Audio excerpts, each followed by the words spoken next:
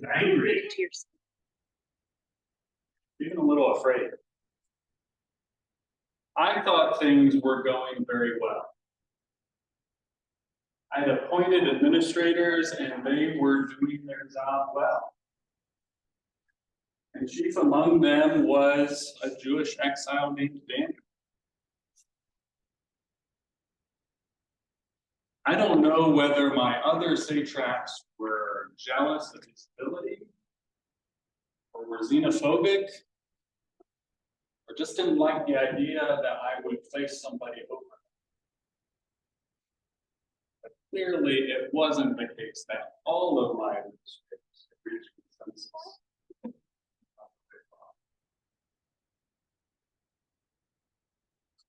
I should have thought it through more carefully. But I thought my people loved me. What could it hurt if they also prayed to me for 30 days? Frankly, I think all of this God talk doesn't mean much except as a tool for guiding masses. You have to have a bit of mystery and majesty to rule. And so people would pray to me. And if things went better, I'd get the credit.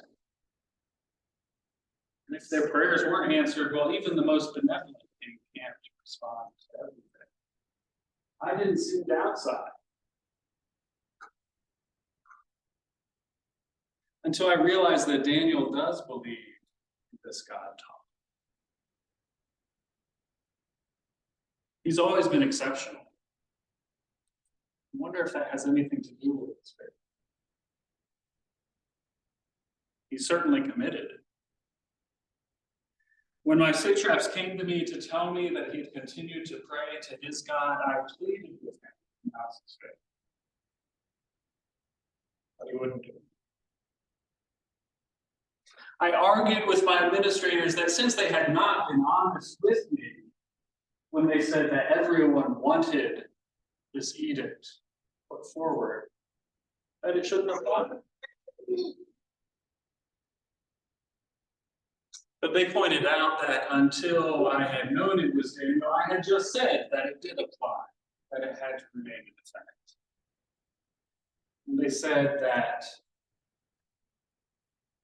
the strength of our empire rests on our rules being served. Frankly, I wasn't sure what would happen if I tried to change them. I didn't know how far my satraps would go if I didn't rule in the ways that they expected.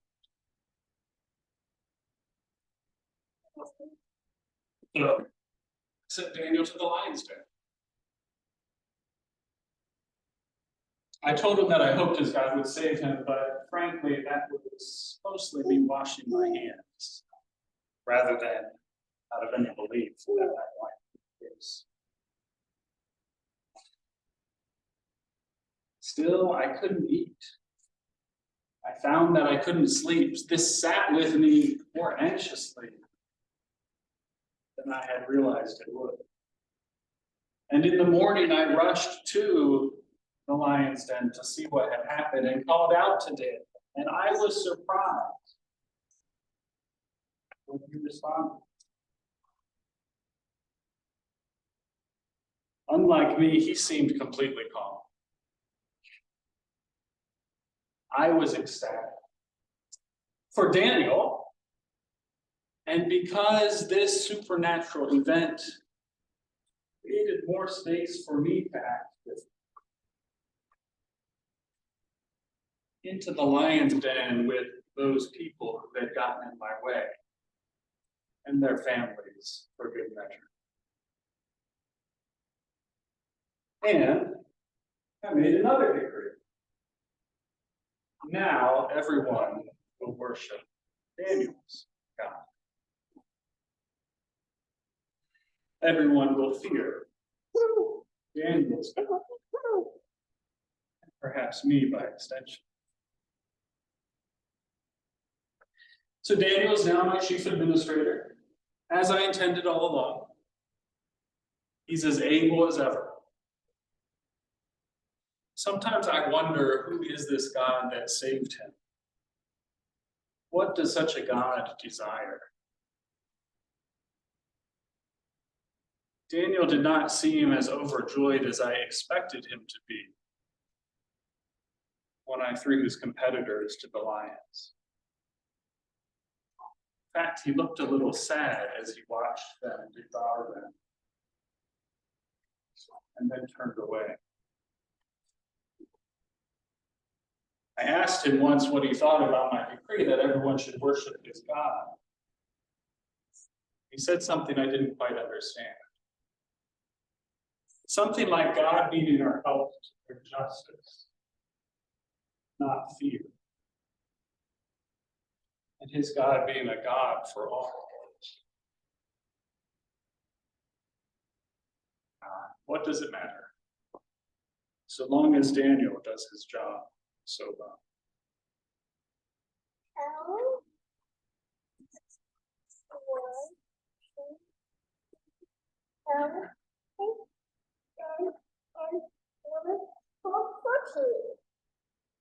The second reading is from John 18:33. Pilate then went back inside the palace, summoned Jesus, and asked him, "Are you the king of the Jews?" "Is that your own idea?" Jesus asked, "or did others talk to you about me?" "Am I a Jew?" Pilate replied. "Your own people and chief priests handed you over to me. What is it you have done?" Jesus said, "My kingdom is not of this world. If it were, my servants would fight to prevent my arrest by the Jewish leaders. But now my kingdom is from another place." "You are a king then," said Pilate. Jesus answered, "You say that I am a king. In fact, the reason I was born and came into the world is to testify to the truth. Everyone on the side of truth listens to me." "What is the truth?" retorted Pilate. With this, he went out again to the Jews gathered there and said, "I find no basis for a charge against him."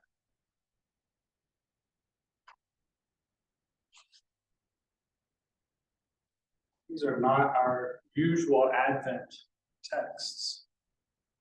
But as we follow the leader resources, they are using the narrative lectionary texts that have us reflecting on Daniel, and actually a passage from Luke in which Jesus appears before Pilate. I substituted this text from John, which is part of the regular lectionary, the Revised Common Lectionary, from last week on Christ's King Sunday, because there's more dialogue there that I think we can reflect upon. The theme for our Advent journey is together. And that's the theme that I want to invite us to think about. I'm not going to do a Pilate impression for you, as I did Darius. But I think with this passage also, it's possible to imagine Pilate speaking with different inflections and with different intentions. So we can imagine him as every bit the despicable despot that we might often think of him. But I think we can also hear him as one who is limited by systems bigger than him, and wondering how to rule, how to judge in the midst of it. I'm not a Jew, am I? How is Pilate to understand what this king Messiah taught? Is it a threat to his rule? What factions are at play here that he might not recognize or know how to respond to? And Jesus doesn't make it easy on him. He doesn't fit within the categories of rule that Pilate understands. Jesus doesn't deny being a king, but he says, "My kingdom is not of this world." Is he verbally sparring with Pilate? Or is he inviting Pilate to open his mind to new possibilities? The world doesn't revolve around any of us. Even if we are a king, or a Messiah, or a president. No matter how much power we have, how many resources, our agency is still limited by the system in which we live, by the agency of other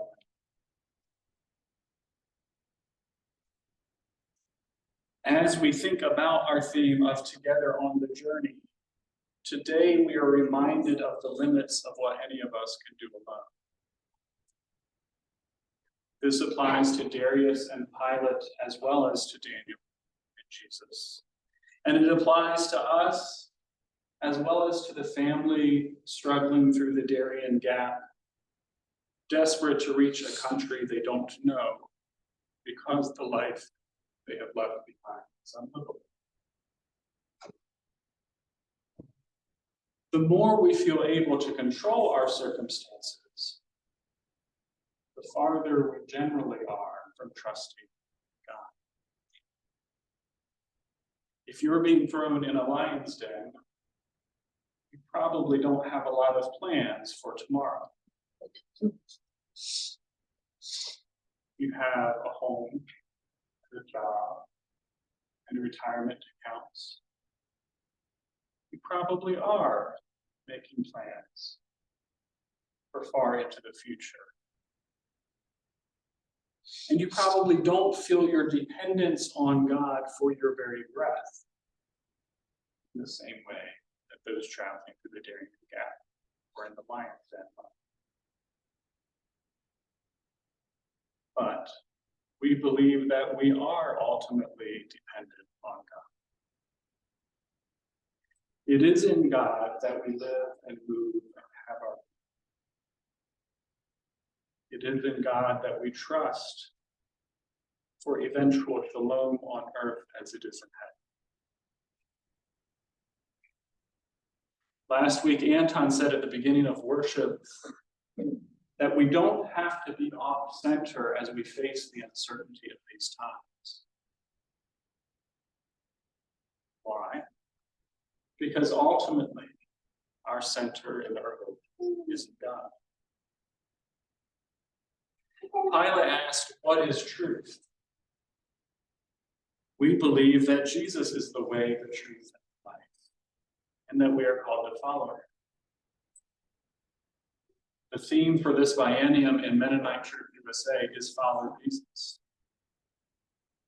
Our mission statement begins with the claim that we follow the way of Jesus. And we understand that following this way of Jesus means loving God and loving all people, regardless of status or any of the differences that we so often amount.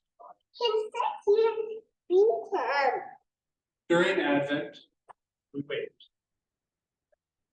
We reflect on the story of the Jewish people waiting for a Messiah, and of God coming into the world as Emmanuel, God with us.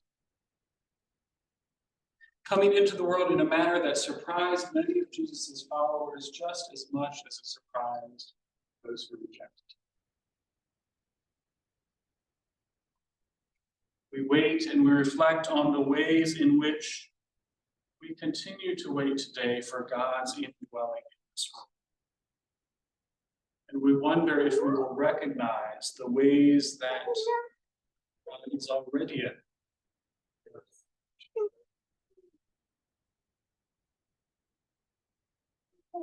When we are most faithful, we trust that God is with us, and that all will be well.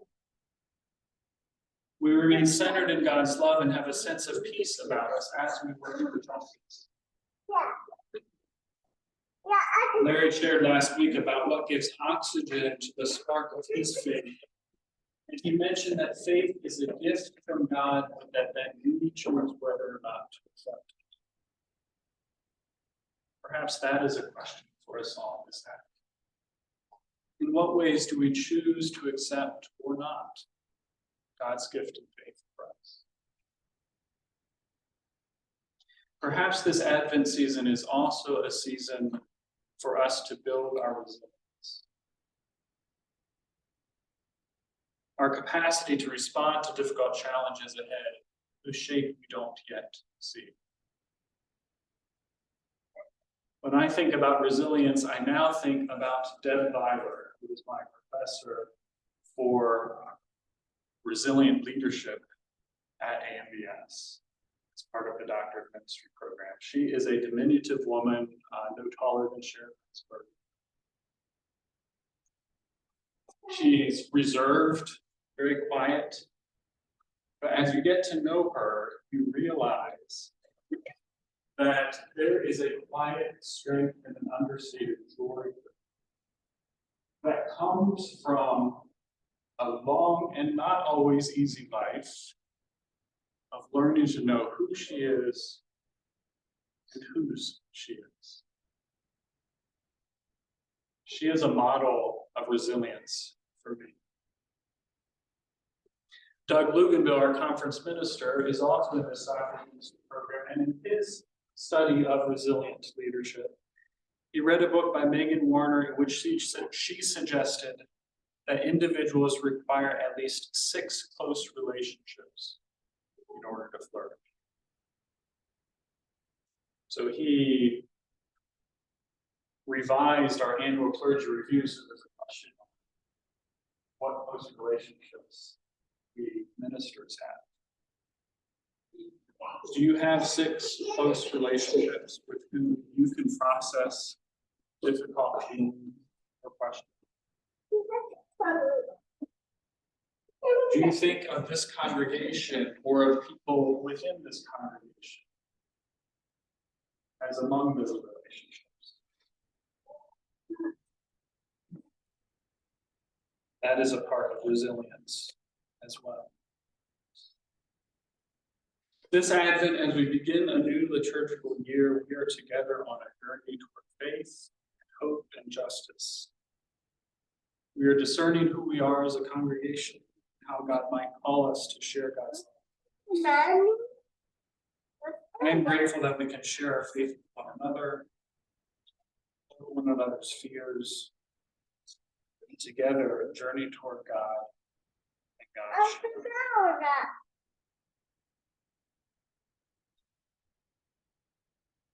I'm going to close by a quote from Henry Mennonite, devotional this morning.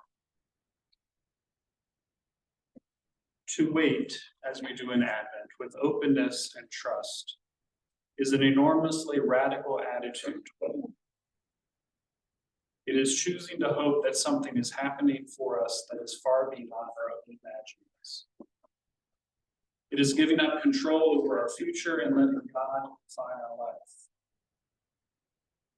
It is living with the conviction that God molds us in love, holds us in tenderness, and moves us away from the sources of our fear. Our spiritual life is a life in which we wait, actively present to the moment, expecting that new things will happen to us, new things that are far beyond our own imagination or prediction. This indeed is a very radical stance toward life.